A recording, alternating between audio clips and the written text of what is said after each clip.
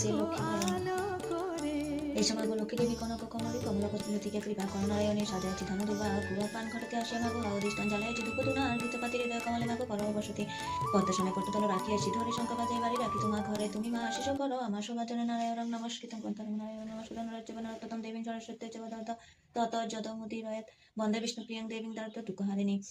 গিরোদ সম্ভবাং দেবী বিষ্ণুপক্ষ বিলাসিনী প্রতি বৃহস্পতিবারের পতকথা দোলা পূর্ণিমার অনিশি নির্মলা মলয় বাতাস মলয় পর্বতে বসি লক্ষ্মী নারায়ণ মনুষ্যকে দুইজন করে আলাপন বিনা করে হেনকালে নারদ মহাবনী ভক্তিভর উভয়ের প্রণমে